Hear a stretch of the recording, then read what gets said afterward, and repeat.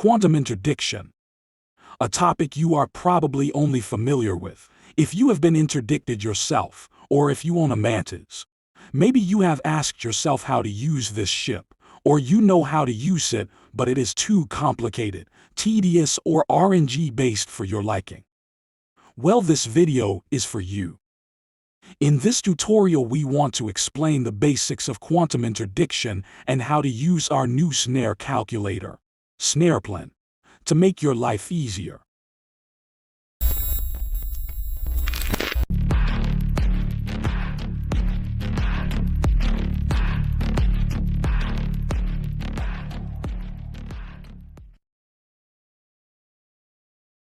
We have put out quantum interdiction guides in the past, but just in case you are not familiar with the red marble generator in the back of your ship, here is a quick explanation of the QED.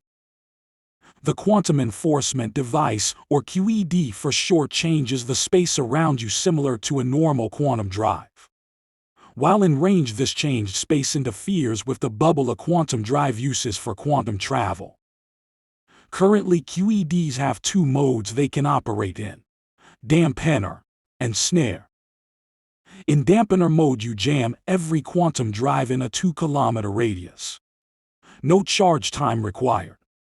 The snare is like the dampener, but stronger.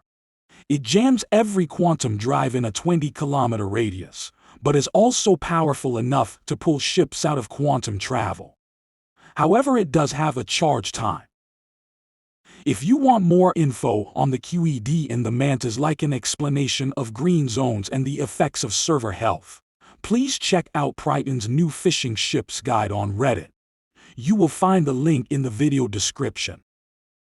Anyone that tried to use a Mantis before is probably familiar with its obvious issue.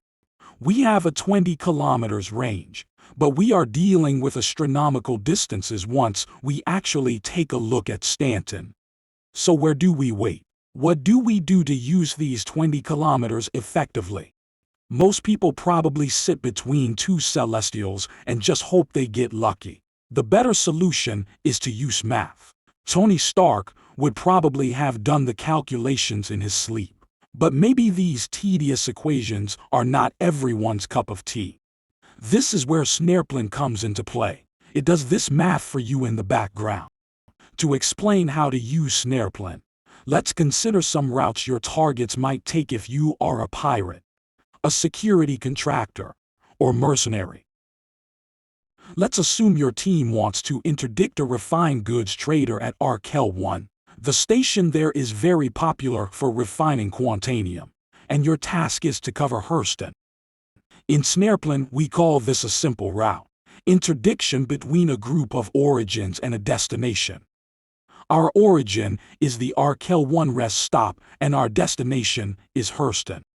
Now we just press show results, and know that we can sit 11.5 million km away from Hurston. Quite a high number. On the map you can see that this is pretty much in the middle of the route. Not a good idea to wait there, especially with crappy servers. Let's reduce our distance to something that looks more reasonable. 120,000 kilometers looks better. We should not have server performance issues there. But that example is a dumb one. Everyone knows how to sit between 2 points. Let's start to actually utilize some of the more advanced features SnarePlan has to offer. Route optimization. Assume you are part of a security team and want to catch a criminal. You know that he is somewhere in Crusader and is heading to Microtech. We select all planets in the Crusader area and set Microtech as the destination. After hitting the result button, you might notice that the slider is not maxed out. By default, SnarePlan puts the slider to the highest distance that can be achieved without route optimization. You can see we only have one step in our route instructions tab. Look at Crusader. There is a lot of unutilized coverage to the bottom right of your snare route. We don't want that. Move the slider to the left. By requesting a higher distance to the destination, SnarePlan optimizes the route and adds an extra step to your route instructions tab. This extra step gets you even further away from micro-tech, preventing the fugitive from dropping out early, at the expense of taking a bit more time to set up. This is what we refer to as the best simple route, or just best route. Essentially just a simple route, but with a better starting position. SnarePlan calculates a set of mathematically perfect starting locations and gives you instructions to get to one of them. That instruction is the extra step that got added to our list. Time to get fancy. Changed routes. Essentially the simple routes from the previous examples, but chained together, and with free optimizations. What if you are a pirate and want to interdict someone in the air in Halo? One Halo entrance that is commonly used is Cruel 1 to Arkel 3.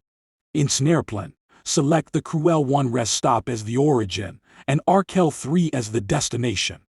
Upon pressing Add Route Change, the air in Halo has been automatically detected as a possible route change. The last step is to add the location where the miner would refine. In this case, just back to Cruel 1. Now we know that we have to sit at 38,000 kilometers to cover the whole Halo entrance, plus a tiny bit of extra space, since the miner is of course gonna fly around in the belt. But there are limits to what is possible with 20 kilometers. People that have followed Brighton's previous fishing ships guides are probably familiar with this route. The entire Crusader system to Cruel 1. Well, let's put it into SnarePlan and see what happens. Yes, that's right. We are recording this video in 3.17.2. In this version, lag range points have an insanely high dropout distance. There is no use waiting at 780 kilometers when ships stop 30,000 kilometers in front of you. In the top left of the map, you can switch to the old Stanton system to see what routes were once possible. You will see a lot of routes that are no longer viable. We started developing SnarePlan back when there were a lot of more of these complicated routes. Let's hope CIG revisits lag range points again to make quantum interdiction a bit more challenging. As we are touching on some of SnarePlan's limits, it might be worth explaining different things on the map so you can better understand what SnarePlan is doing. These red circles are limits.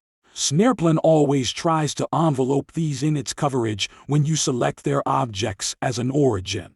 By default, these are the size of the physics grid, so usually twice as high as OM points.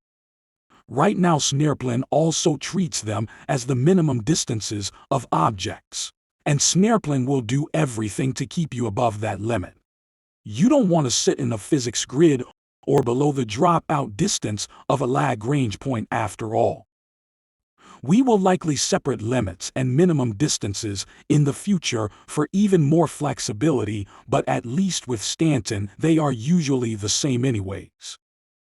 These bright red circles indicate orbital stations, like Everest Harbor or Grimhix. Since these rotate with their planets, we cannot tell at what position they are, and interdicting inbound traffic is essentially impossible. You will always have to target their parents as an origin if you want to catch outbound traffic. Dark circles indicate belts. For example, the air in Halo, or the yellow belt. These are the lower and the upper bounds you can edit in the expert mode to target individual ranks. You might need a calculator to convert distance to percentage, though, if you want to be accurate when targeting a specific ring. Another thing you might have noticed are these tiny blue circles where the snare route intersects with the belt, or which mark a ship's dropout zone. These are the route change areas we were able to select before on the planning page. They come in different sizes, depending on the ship travel range setting that can be changed in expert mode. By default, it is a distance the Mantis can fly in 40 minutes for belts and 4 minutes for dropout areas. Considering the targets of the Mantis will usually be slower than itself, we can take its speed as the maximum we will deal with. If you want to interdict blockade runners, you will have to reach to the calculator once again in case you want to have more accurate time estimations. And that's it. A quick overview of most features SnarePlan has to offer. We intend to maintain SnarePlan as long as it serves a purpose in assisting QED operators. We will include new systems and add new features as they get introduced or become relevant. We hope it is a tool that can help you to deal with your clients in a more effective manner. Good luck and good hunting.